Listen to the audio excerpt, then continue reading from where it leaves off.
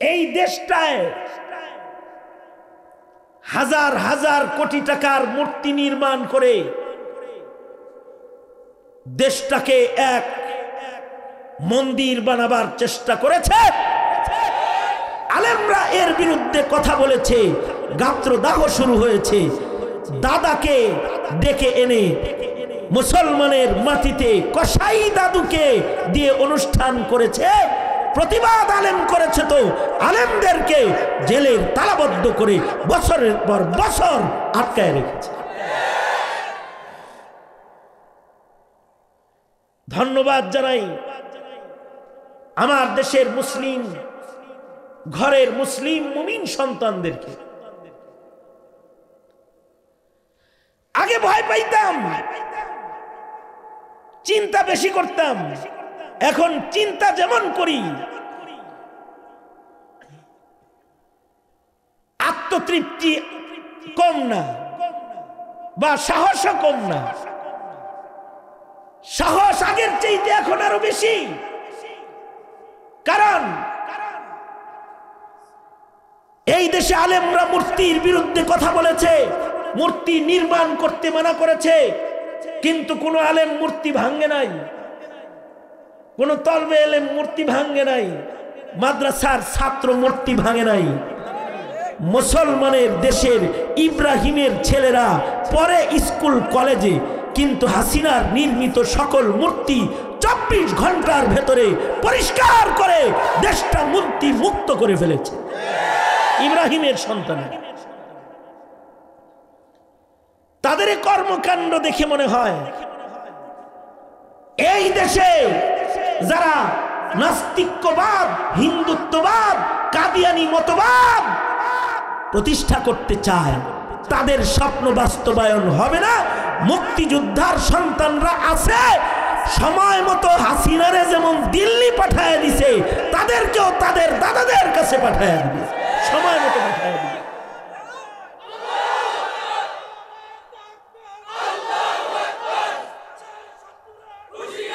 এটা একটি ঈমান, এটা মুসলিম দেশের মুসলমান সন্তানের ঈমান।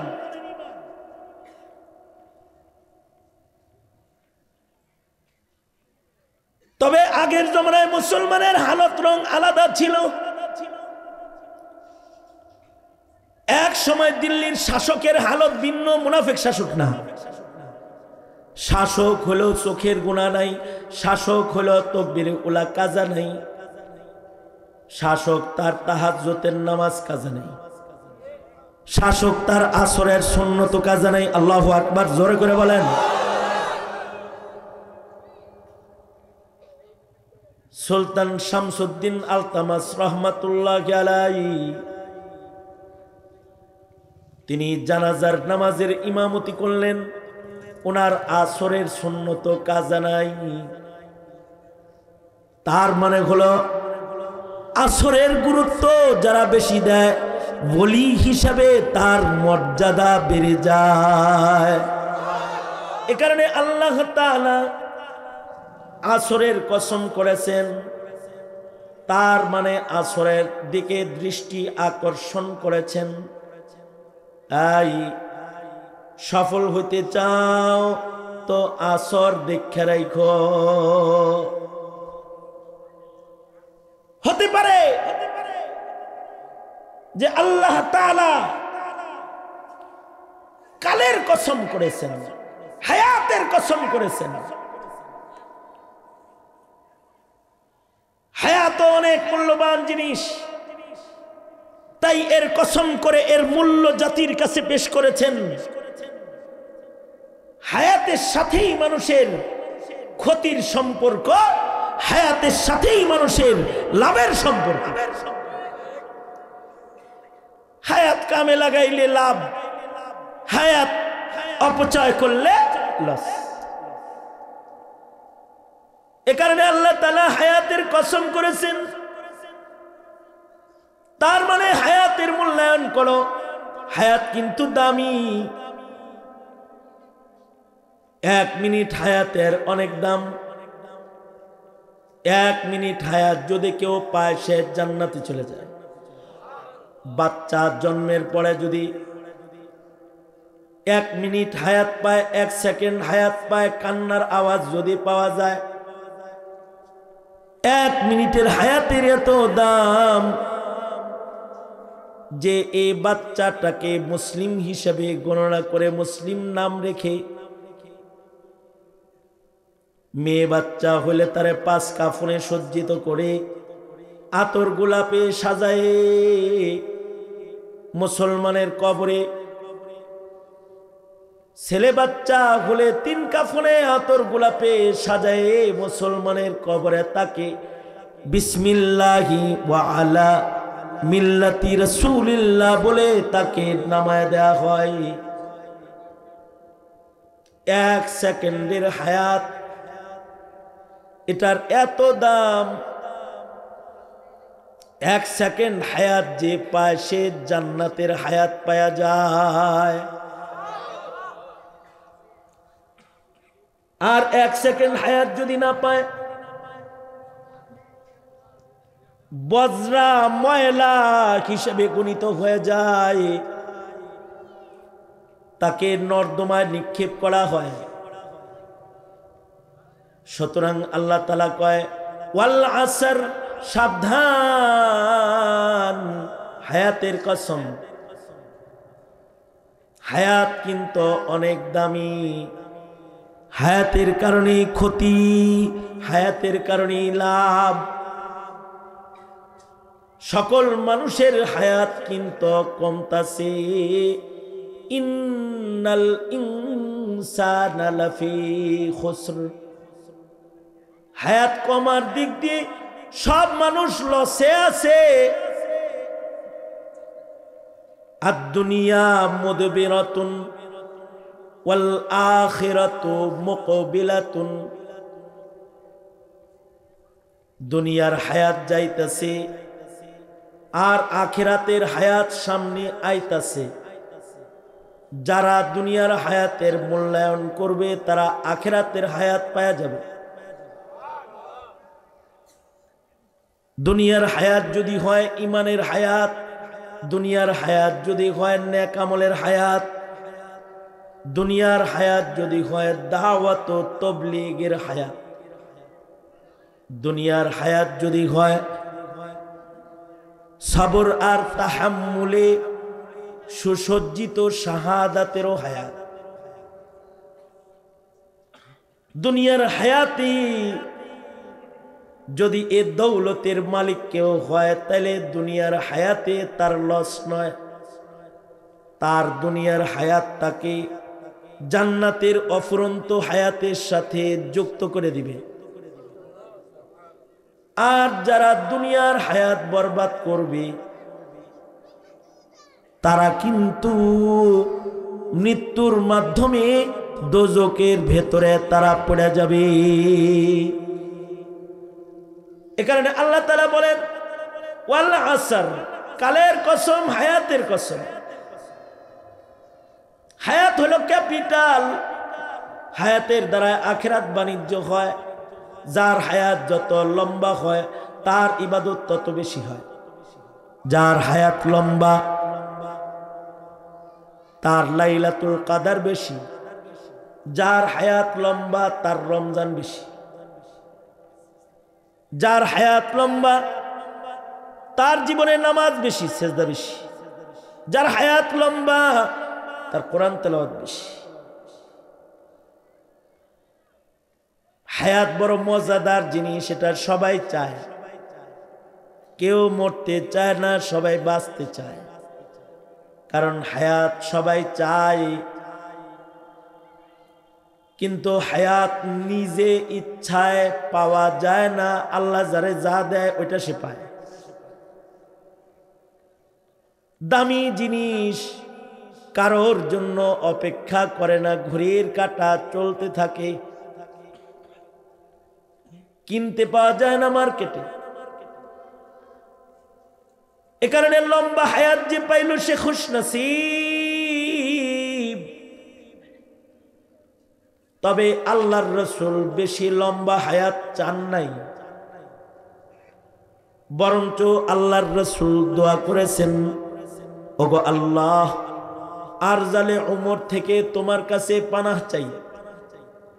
এত লম্বা হায়াত আমার দরকার নাই, যে হায়াতে গেলে দুর্বল হয়ে যাই, যে হায়াতে গেলে কান নষ্ট, চোখ নষ্ট, হাত নষ্ট, পাও নষ্ট,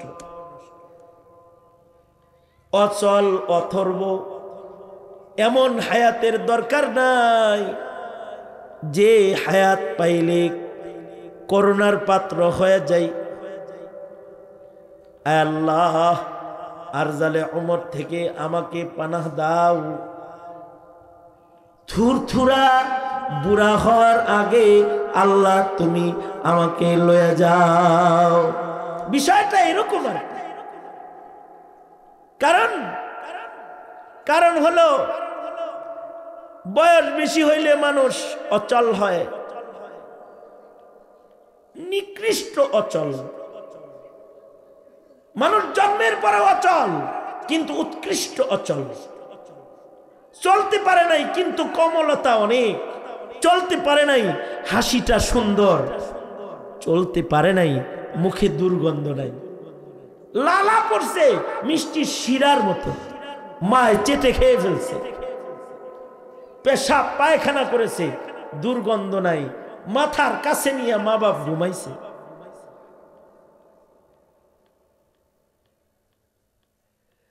কাউকে মেরেছে তো সেটাও ভাল লাগছে, মুখ আগায় দিছে, মারেন মারেন, কমল হাতের থাপ্পড় এটাও ভাল লাগছে, কিন্তু বুড়া হাতের থাপ্পড় ভাল লাগে না। বড় মানুষে যদি থাপড়ায় তাহলে খারাপ লাগে, বাচ্চায় যদি থাপড়ায় তাহলে মজা লাগে। বাচ্চা যে তার ভেতরে দুর্বলতার সাথে একটা কোমলতা বিদ্যমান আছে, কিন্তু বুড়া দুর্বলতার সাথে নিকৃষ্টতা বিদ্যমান আছে। চামড়া ঘুষায় দেয়, মুখে দুর্গন্ধ এসে যায়, চক্ষু অচল হয়ে যায়, কান অচল হয়ে যায়, দাঁড়াবার ক্ষমতা নষ্ট হয়ে যায়। এমন নিকৃষ্ট হায়াত থেকে আল্লাহর রাসূল পানাহ চাইছেন, কিন্তু নবীজি দোয়া করছেন, আল্লাহুম্মা বারিক ফি হায়াতে, ওগো আল্লাহ আপনি আমার হায়াত বরকতপূর্ণ করে দেন, বরকতপূর্ণ হায়াত দেন। অর্থাৎ কম হায়াত কিন্তু বরকতওয়ালা হায়াত, হায়াত কম কিন্তু তার ভেতরে নেকি বেশি দান করেন, সব বেশি। আল্লাহ তাআলা কবুল করছেন, রমজান দিছেন, এই তো আইতাছে, নফল করবে ফরজের সওয়াব পাবে, ফরজ করবে 70 গুণ বৃদ্ধি হবে। এক রাত দান করছেন খায়রুম মিন আলফ, বেশি কিন্তু হায়াত কম, মাত্র 63। নবীজির হায়াত 63, আবু বকরের হায়াত 63, উমরের হায়াত 63, হযরত ইমাম বুখারীর হায়াত 63, ইমাম নববী মাত্র 14 বছর কাম করছেন, 14 বছরে বরকত এত বেশি, দুনিয়ার এমন কোন বিষয় নাই যে বিষয়ে কলম ধরে না, বরকত বেশি। এই উম্মতের হায়াত হলো 60-70-এর মাঝে শেষ, কিন্তু বরকত বেশি। অন্য উম্মতের বরকত কম, এই উম্মতের হায়াত কম, বরকত বেশি। কারণ বরকতপূর্ণ হায়াত ভালো। 80 বছরের নাস্তিকতার হায়াতের চাইতে 24, 23, 21 বছরের আবু সাঈদ মুগ্ধদের হায়াতের অনেক দাম, যে সত্য বলতে গিয়ে শহীদ হয়ে জীবন দিয়া মানুষের কাছে স্মরণীয় হয়ে কবরে চলে গেছে। শিয়ালের মতো তুমি 1000 বছর বেঁচে না থেকে সিংহের মতো বেঁচে থাকো একদিন। ওপারের ডাকে সাড়া দিয়ে ও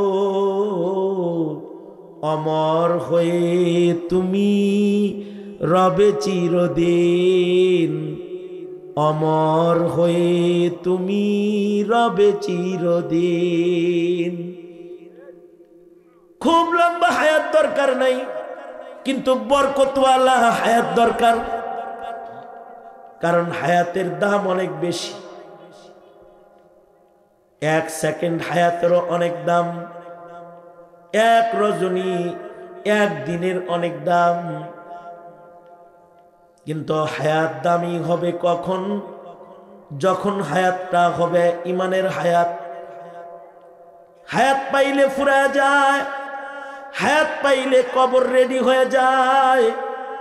যে হায়াত পায় না তার কবর নাই, যার হায়াত আছে তার কবর আছে। সব মানুষ কবরের দিকে যাইতাছে, সব মানুষ মিজানের দিকে যাইতাছে। যার হায়াত আছে সে পুলসরাতের দিকে যাইতাছে, যার হায়াত আছে সে হাসরের কাহার জালালের মালিকের সামনের দিকে যাইতেছে। দিন যাইতেছে, সেকেন্ড যাইতেছে, হায়াত শেষ হয়ে যাইতেছে, ভয়ঙ্কর দিনগুলা কাছে আসতেছে। এ কারণে হায়াতওয়ালা সব মানুষগুলাই ধ্বংসের ভেতরে পড়তাছে। কিন্তু ইল্লাল্লাযীনা আমানু, যাদের ঈমান আছে, যাদের নেক আমল আছে, যারা সত্য বলে, যারা সত্যের দাওয়াত দেয়, যারা নিজে নেক, অপরকে নেক বানানোর প্রচেষ্টার দাওয়াতে যারা ব্যস্ত রয়, তাওয়াসি ইলাল হক, তাওয়াসি ইলাস সাবর, এই গুণগুলা হায়াতে যাদের ভেতরে পাওয়া যায়, তাদের মরণ কাছে আইলে কোনো চিন্তা নাই। তারা মরণ দরজা দিয়া স্থায়ী জান্নাতের হায়াতের ভেতরে ঢুকা যায়। যারা তাদের হায়াতকে 4 নীতিমালায় কাজে লাগায়, ঈমান, নেক আমল, দাওয়াত ও তাবলীগ, সবর ও মুজাহাদা। সুতরাং হায়াত পাইছি আল্লাহ পাকের নিয়ামত। কিন্তু সাহাবী সূরা আসর পরে শোনায় বলতো, হায়াতের মূল্য দিও বন্ধু, বেঁচে আছো তো ভালো করে বেঁচে থাকো। আল্লাহ বলেন ওয়াল আসর, আসরের কসম। তার মানে আসর কিন্তু মূল্যবান। আসরের মূল্যায়ন তোমরা করো। হতে পারে আল্লাহ তাআলা আসরের নামাজের কসম করেছেন। আসরের নামাজও মূল্যবান নামাজ। ইবাদতের ভেতরে নামাজ সবচেয়ে বেশি মূল্যবান। আর 5 ওয়াক্ত নামাজের ভেতরে একটা গুরুত্বপূর্ণ নামাজ আসরের নামাজ। নামাজ হলো ইবাদতের সরদার। সব কিছুর ভেতরে সরদার আছে, ইবাদতেরও সরদার আছে। ইবাদতের সরদার হলো নামাজ।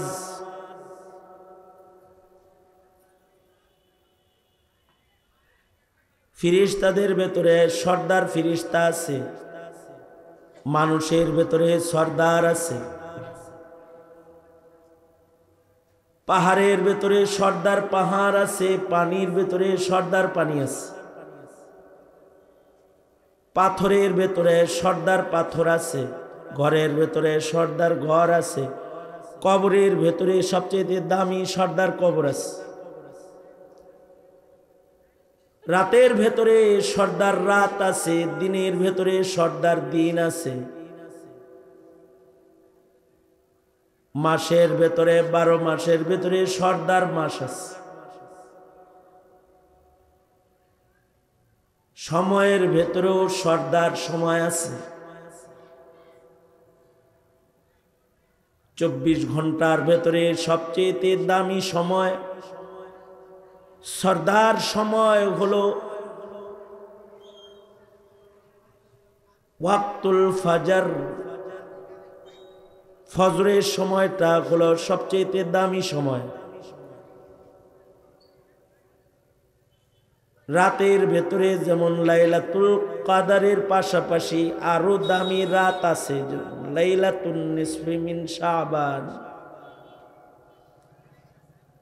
ওরকম ফজরের নামাজ সর্দার নামাজ, এর সাথে একটা ওজির নামাজও আছে, দামি ওয়াক্ত, দামি নামাজ ফজরের নামাজ। ফজরের নামাজের পরপরই দামি নামাজ হলো সালাতুল আসর। ফজরের ওয়াক্তের পরে সবচেয়ে দামি ওয়াক্ত হলো আসরের ওয়াক্ত। ফজরের ওয়াক্তটা হলো মাকামে বিলায়াত, মাকামে নবুয়ত, আর আসরের ওয়াক্তটা হলো মাকামে বিলায়াত।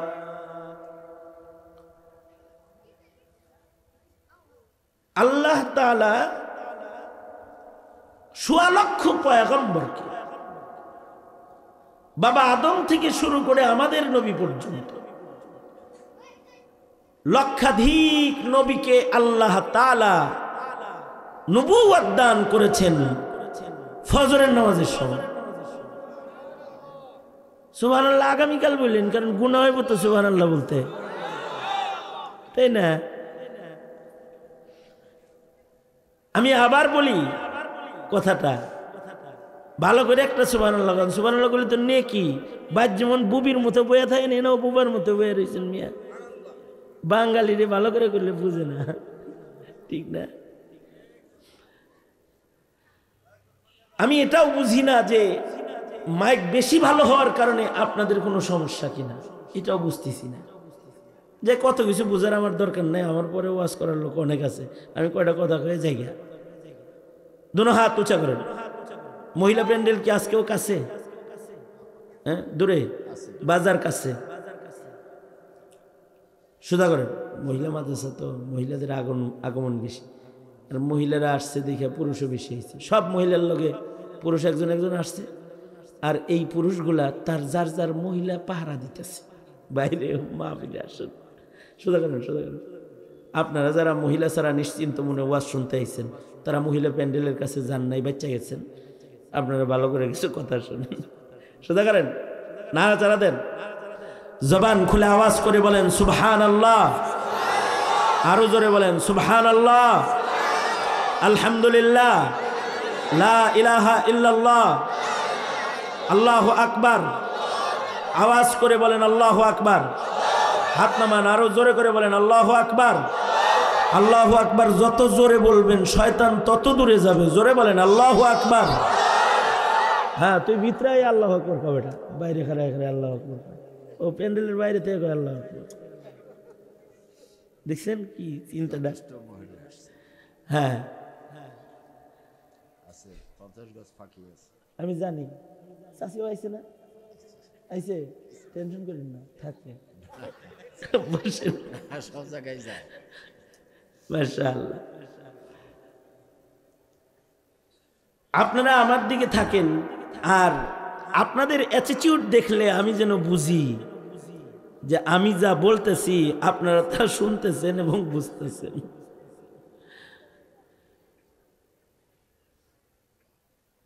তুমি বাতিটা বন্ধ করো, আমার চোখে লাগতেছে। তুমিও মোবাইল থুইয়া ওয়াজ শুনো, বান্দরগিরি একটু বাদ দাও। মোবাইলে আমার ওয়াজের অভাব নেই, হাজার হাজার আছে, ওইটা পরে দেখতে পারবা, কিন্তু আমারে আর পাইবা না। আমি মরে গেলে আজকে শেষ পাইতেছ, বুঝো না এই কথাটা? আবার একাত তুললেন, দেখছেন কত পরে তুললেন আপনারা। তার মানে আপনারা শুনেন পরে, আমি বলার অনেক পরে আপনারা শুনেন। দোনো হাত তোলেন, এক হাত নামান, দোনো হাত নামান। দোনো হাত নামাইতে গেছি, একজন আবার এক হাত তুইলা তারপরে নামাইছে। ওই যে একজন ভালো করে হচ্ছে, আল্লাহু আকবার। আল্লাহ কবুল করুক, আমিন বলেন। দেখেন আমার পরে অনেকগুলো গুরুত্বপূর্ণ মেহমান আছে, সুতরাং আমার সময়ও এমনি কম, আজকে বেশি সময় নেই বয়ানে। কারণ ওই যে আশরাফি সাহেব আমার মাথার উপরে বয়ে রয়েছে, যে কোনো সময় উনি এখানে চলে আসবে। তারপরে আবার আমার দোস্ত হাসান জামিল সাহেব আছেন, মোহতামিম সাহেব তো বড় মনের মানুষ, উনি অনেক মেহমান দাওয়াত দিচ্ছে। যত পরিমাণ মেহমান দাওয়াত দিছে সবার নাম যা ছোট ছোট করে দিছে, ওগুলো যদি বড় করে দিত তাহলে মাহফিল হইতে হইতো 2 দিন। কিন্তু দুর্ভাগ্যজনিত কারণে শীত বেশি দেখে মাহফিল 1 দিন, অথবা সারা রাত যদি দিত তাহলে ফজর পর্যন্ত ওয়াজ শোনা যেত। তা আমি কিছু কথা যেদিকে চলতেছিলাম ওই দিকে চলি, আপনারা একটু তাওয়াজ্জুহ এই দিকে করেন। আমি আবার বলি কথাটা, সব জিনিসের ভেতরে সর্দার আছে, রাতের সর্দার আছে লাইলাতুল কদর, দিনের সর্দার আছে ইয়াউমুল জুমআ, ইয়াউমুল আরাফা, পাহাড়ের সর্দার আছে সফা মারওয়া, তুর নূর সুর, মাসের সর্দার আছে শাহরু রমাদান, কিতাবের সর্দার আছে সর্দার কিতাব কোরআন, মানুষের সর্দার আছে মুহাম্মাদুর রাসূলুল্লাহ সাল্লাল্লাহু আলাইহি ওয়াসাল্লাম, ফেরেশতাদের সর্দার আছে জিবরাইল আলাইহিস সালাতু ওয়াস সালাম, পাথরের সর্দার আছে হাজারুল আসওয়াদ মাকামে ইব্রাহিম, ঘরের সর্দার আছে বাইতুল্লাহ, কাবা, বাইতুল আতিক। এরকম কবরও সর্দার কবর আছে, সর্দার কবর মুহাম্মাদুর রাসূলুল্লাহ সাল্লাল্লাহু আলাইহি ওয়াসাল্লামের রওজা। কেউ জিয়ারত করতে গেলে শাফাতের মালিক হয়ে যায়। ওই রকম 24 ঘন্টার ভেতরে সর্দার সময় আছে, দামি সময়। 24 ঘন্টার ভেতরে সবচেয়ে দামি সময় হলো ওয়াক্তুল ফজর।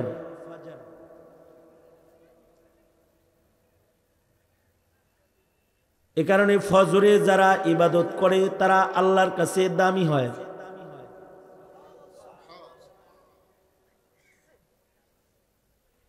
এ কারণে ফজরের নামাজ যারা পড়ে তারা আল্লাহর কাছে দামি নামাজ, কারণ তাদের নামাজের সাক্ষী দেয় ফেরেশতারা। ফজরের নামাজ হলো নামাজের সাক্ষ্য নামাজ। এ সময় ফেরেশতাদের শিফটি পরিবর্তন হয়, জমিনের ফেরেশতা আসমানের ফেরেশতা উপরে আসা যাওয়া করে, এক শিফটি যায় আর এক শিফটি আসে। এ কারণে ফজরের নামাজ হলো সাক্ষী নামাজ। আকিমিস সালাতা লিদুলুকিশ শামসি ইলা গাসাকিল লাইল ওয়া কুরআনাল ফাজর ইন্না কুরআনাল ফাজরি কানা মাশহুদা। ইবাদতের ভেতরে সর্দার হলো নামাজ। 5 ওয়াক্ত নামাজের ভেতরে সর্দার নামাজ হলো ফজরের নামাজ। ফজরের নামাজের সময়ের দাম বেশি, ফজরের নামাজে কুরবানি বেশি, ফজরের নামাজে মেহনত বেশি। জান মিয়া, হয়তো পিছে যান, তাছাড়া এনতে যান, কানের গোড়াতে কথা কন খালি।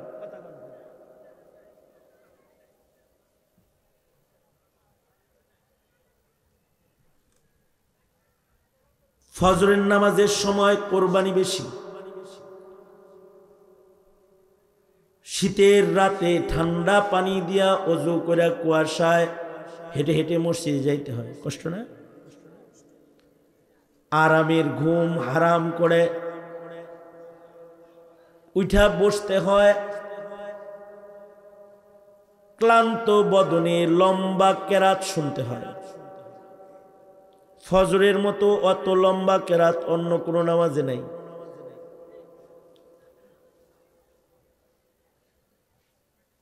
ফজরের নামাজে কুরবানি বেশি, কষ্ট বেশি, তিলাওয়াত বেশি। ফজরের ওক্তের দাম বেশি। এ কারণে ফজরের নামাজের মূল্য বেশি।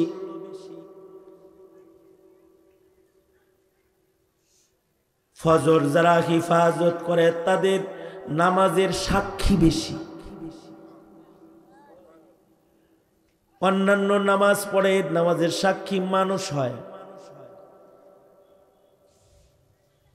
রাস্তা দিয়ে হাইটা যায়, কেউ দেখে নামাজ পড়তে যায়, তো সে সাক্ষী হয়।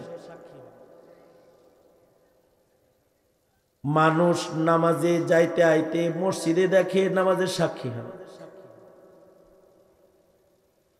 কিন্তু ফজরের নামাজের সাক্ষী হয় আল্লাহর ফেরেশতারা। কারণ তখন মানুষ ঘুমে থাকে আর ফেরেশতারা যাতায়াত বেশি করে। এ কারণে ফজর যারা হেফাজত করে তারা দামি নামাজি হয়, তাদের নামাজের সাক্ষ্য আল্লাহর রহমতের ফেরেশতারা দেয়।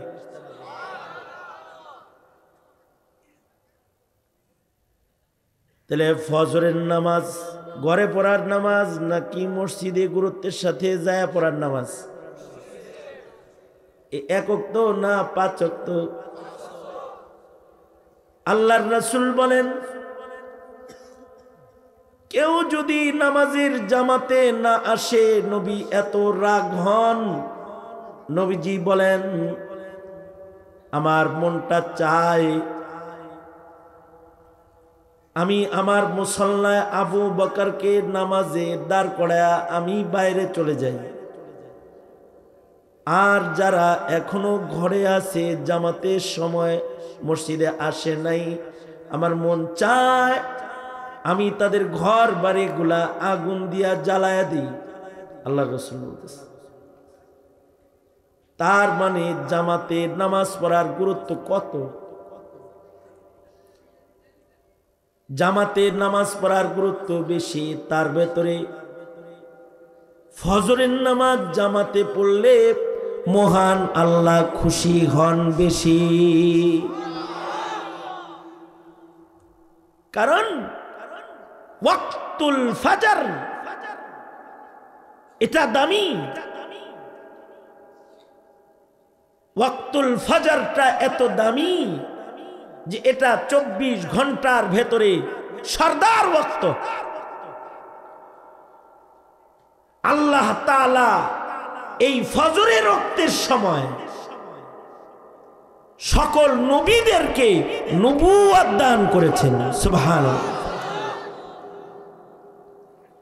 ফজরের নামাজের পরে সবচেয়ে দামি নামাজ ওজির নামাজ হলো সালাতুল আসর, আসরের ওয়াক্ত।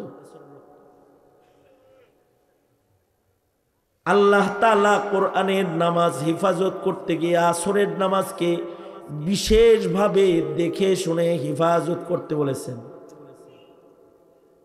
আল্লাহ তাআলা বলেন, হাফিজু আলাস সালাওয়াত ওয়াস সালাতিল ওয়াসতা।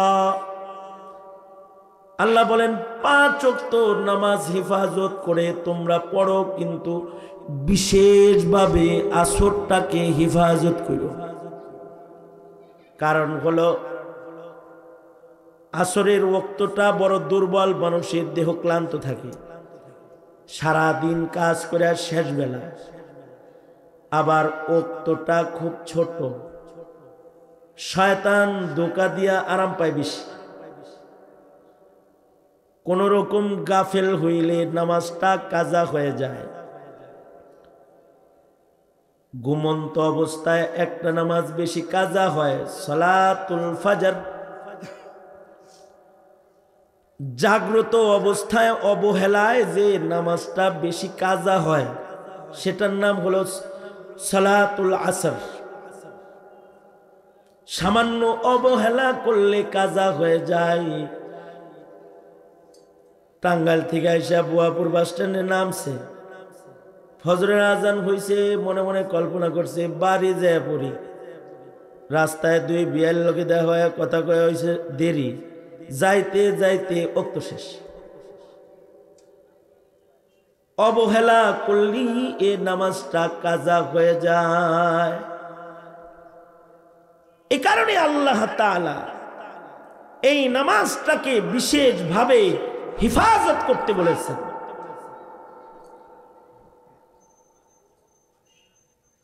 আর এই নামাজের হিফাজতের মাধ্যমে, আসর হিফাজতের মাধ্যমে আল্লাহর কাছে বান্দার গুরুত্ব বাড়ে। এ কারণে আসরের নামাজটা হলো মাকামে বিলায়াত। আসরের নামাজের সংরক্ষণের মাধ্যমে ওয়ালায়াতের মর্যাদা বৃদ্ধি হয়। আল্লাহু আকবার, জোরে বলেন। যারা আসরকে যত্ন করে তাদের আল্লাহ তাআলা ওলির মাকাম দান করেন, বেলায়াত দান করেন।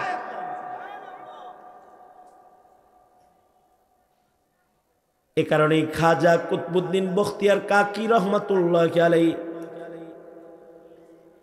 উনি মৃত্যুর আগে কুতবুদ্দিন বখতিয়ার কাকি বললেন, এই আমার সন্তানরা, খলিফারা, শোনো, আমি মরে গেলে আমার জানাজাটা একটা ওলি বুজুর্গ দিয়া পড়াইবা। নাম কি তার বলেন? কয় নাম না, কিছু গুণ বলে দিয়া যাই।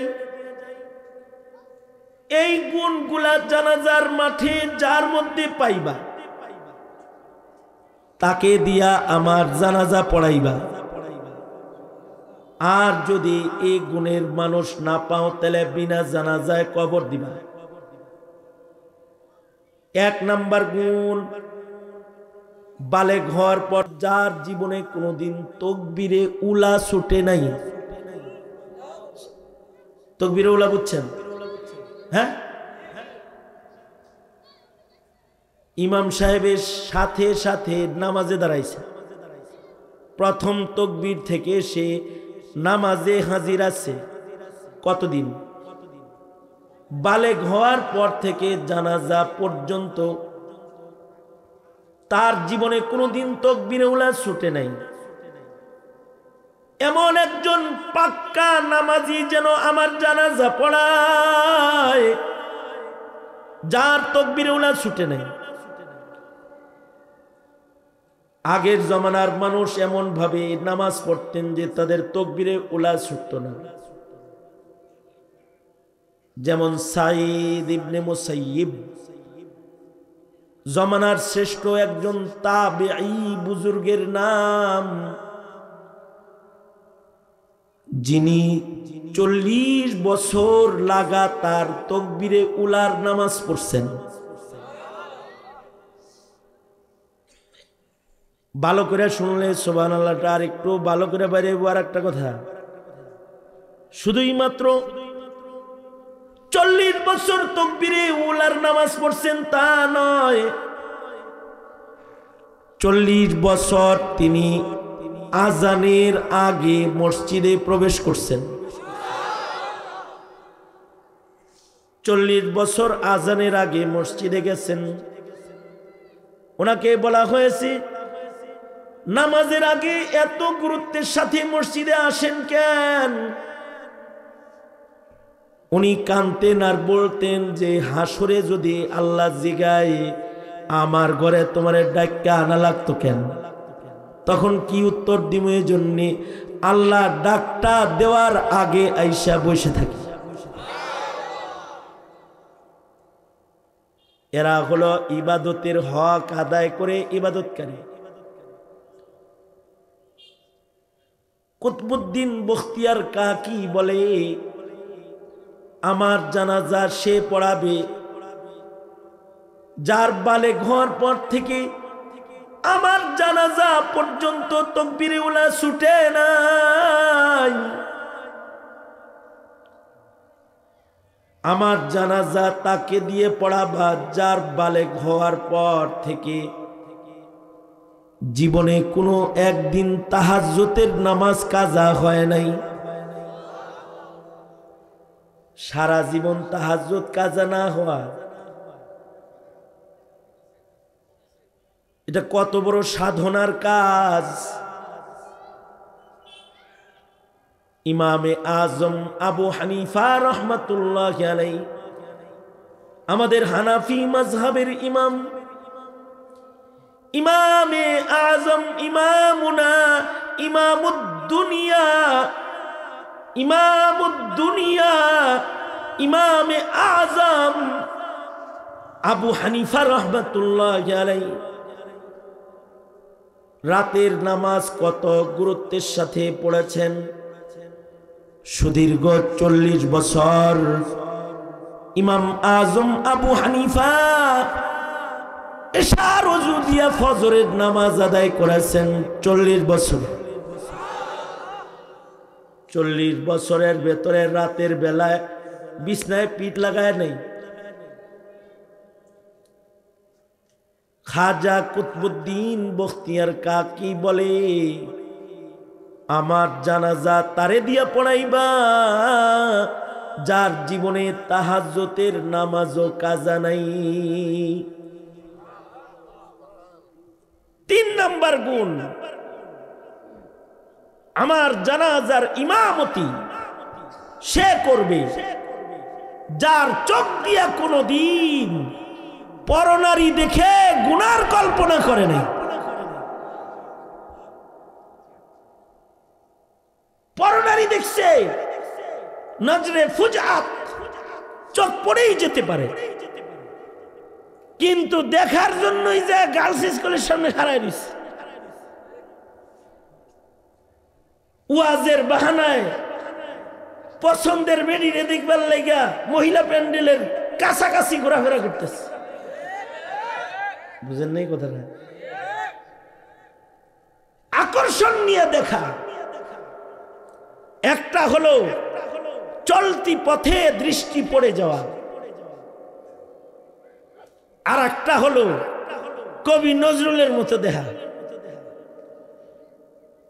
নজরুল বলে, তুমি সুন্দর তাই চেয়ে থাকি, একই মোর অপরাধ। তবে কবি নজরুলের ভালো কিছু কবিতাও আছে। তার মরার চিন্তার কবিতা, কবরের চিন্তার কবিতা, মসজিদেরই পাশে আমার কবর দিও ভাই, যেন গড়ে থেকেও মুয়াজ্জিনের আজান শুনতে পাই। আমার তো মন বলে নজরুলের এই কবিতার কারণে আল্লাহ হয়তো তার কবরের আযাব মাফ করে দিতে পারে।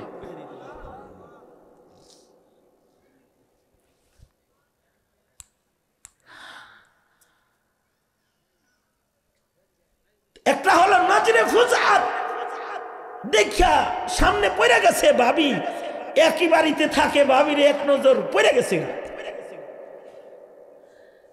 আর একটা হলো ভাবিরে মোটরসাইকেলে লয়া, ভাবি পিছে আছে, হের লুকিং গ্লাসও ভাবির চেহারার দিকে ইহা যাইবার লাগছে। নজরের গুনাহ হারাম। চক্ষু হেফাজত করো। এই জমানায় সবচেয়ে বেশি নজরের গুনাহ হয়, কারণ স্ক্রিন টাচ মোবাইল পকেটে পকেটে হাতে হাতে আছে। সাক্ষাতে দেখতে না পারলে ভিডিও কলে কয় একটু দেখি, ব্যাস।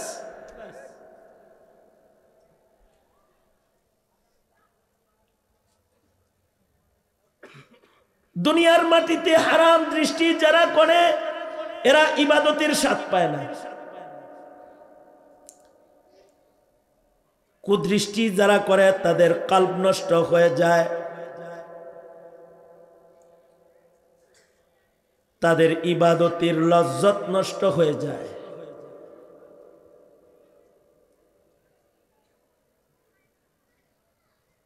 কুদৃষ্টি করা বড় কবিরা গুনার একটা কবিরা গুনাহ। বদনজরি আকবরুল কাবাইরের একটা,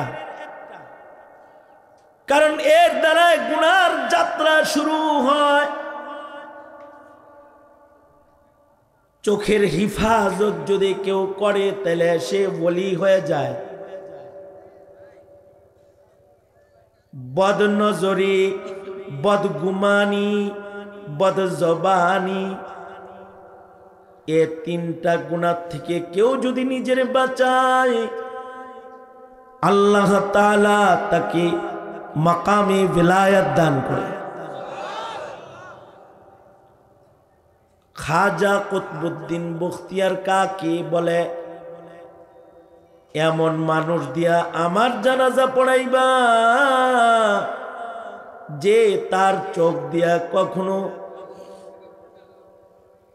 পরনারী দেখে গুনার ধান্দা করে নাই। 4 নাম্বার, ওই মানুষ দিয়া আমার জানাজা পড়াইবা যার জীবনে কোনোদিন আসরের নামাজ তো ছাড়ে নাই, আসরের আগের সুন্নত যার জীবনে কোনোদিন কাজা হয় নাই। তার মানে হলো বেলায়েতের মাকাম উঁচু লাগবে। আসরের হিফাজতের মাধ্যমে বেলায়েত বন্টন হয়। সত্য কুতবুদ্দিনের জানাজা যখন হয়েছে, খাদেমে দাঁড়ায় বলে, জানাজার মাঠে আছেন কি কেউ যার 4 গুণ আছে? থাকলে জানাজা পড়ান, তাছাড়া বিনা জানাজায় কবর দেওয়ার নির্দেশ আছে। চোরের কাছে যেমন চোরের খবর থাকে, ওলির কাছে ওলির খবর থাকে। কুতবুদ্দিন জানতেন ভালো মানুষ আমার রাজ্যে আছে, তার একটু আমি চইলা যাই, কিন্তু ভালো মানুষটা দেখায় দিয়ে যায়। কার কাছে যাবে, কার কাছে যায় কিছু শিখবে, কার সান্নিধ্যে সময় কাটাবে দেখায় দিয়ে যাই। খাদেমে কুতবুদ্দিনের বক্তব্য পেশ করলেন,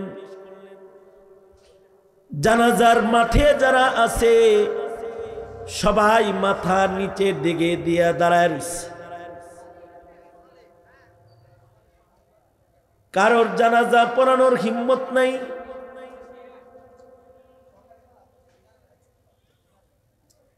কারণ এমন মাকাম, এটা কঠিন। জানাজা পড়ানোর সাহস কারোর নাই। মাথা নিচের দিকে দিয়ে দাঁড়িয়ে আছে, কিন্তু তৎকালীন সময়ে দিল্লির বাদশাহ, দিল্লির সুলতান শামসুদ্দিন আলতামাস রহমাতুল্লাহি আলাইহি, তিনি কদম বাড়ায়া লাশের সামনে চলে গেলেন। কুতবুদ্দিনের চেহারায় কপালে চুমা খায়া কয়, নিজে জান্নাতে যাও, আর একজনের আমল ফাঁস করে দিয়া কেন যাও? সারা জিন্দেগি নিজের এই আমলগুলোকে গোপন রেখেছি, আজকে তোমার জানাজা পড়াইতে গিয়ে ফাঁস হচ্ছে। ময়দানে মাহশারে যেন একা একা জান্নাতে যাও না, শামসুদ্দিন আলতামাসকে সাথে নিয়ে জান্নাতে যাও। তার মানে একজন রাজনীতিবিদ, দিল্লির শাসক, বাদশাহ, তার ইবাদতের মাকাম এত উঁচু, তার তাহাজ্জুদ কাজা নাই, তার আসরের সুন্নত কাজা নাই, তার চোখ দিয়া পরনারী দেখে গুনার চিন্তা কখনো করে নাই। সে তাকবীরে উলা ছাড়া নামাজ পড়ে নাই। আল্লাহু আকবার, জোরে বলেন। শেখ হাসিনারও তাহাজ্জুদ কাজা নাই। 80 রাকাত তাহাজ্জুদের নামাজ পড়ছে বেচারি ডেলি। ইশরাকের নামাজ পর্যন্ত কোরআন মজিদ পড়ছে। লম্বা হিজাব পড়ছে। হজ উমরা করছে, উপজেলায় উপজেলায় একটা করে মডেল মসজিদ বানাইছে। আলেমদেরকে মাঝে মাঝে গণভবনের দাওয়াত দিয়ে খিলাইছে। কওমি সনদের স্বীকৃতি দিছে, ইজতেমার জায়গা দিছে, ইসলামী ফাউন্ডেশন করছে। কিন্তু নামাজ পড়ছে আর বেনামাজি যারা সব সংসদে নিচ্ছে। নর্তকী, গান গায়, অভিনেতা অভিনেত্রী, বৈবাহিক বন্ধন ছাড়া বাচ্চার মা বাপ যারা, তা করে মূল্যায়ন করছে। আর জমিনের শাইখুল হাদিস, আলেম ওলামা, পীর বুজুর্গ দৌড়ে দৌড়ে জেলখানায় ঢুকাইছে।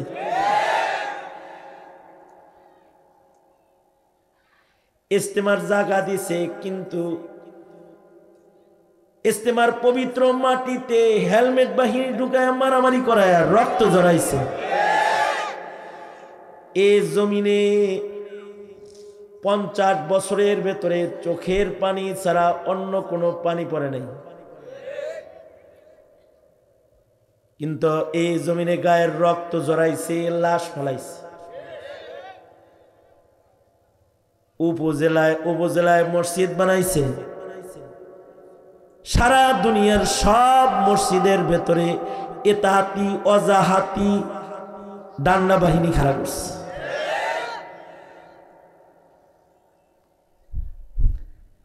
বানাইছে উপজেলায় উপজেলায় মসজিদ, বক্তব্যে নাই আমার মসজিদে তাকবীরে উলার নামাজ পড়বি। দলের নেতা কর্মী কোন নামাজ পড়তে কয় নাই, কিন্তু আপনাদের সন্তানদেরকে বলে গেছে পূজায় যাই হোক। ধর্ম যার যার, পূজা আমাদের সবার একটু যাই হোক। বানাইছে মসজিদ আর পূজার প্রসাদের দাওয়াত দিছে। মুসলমানের সন্তানদেরকে হিন্দুত্ববাদ শিখানোর জন্য গোমাতা পড়াইছে আর সিলেবাস থেকে ইসলাম সরাইছে। মহান খেদমত গুলো আঞ্জাম দিয়েছে।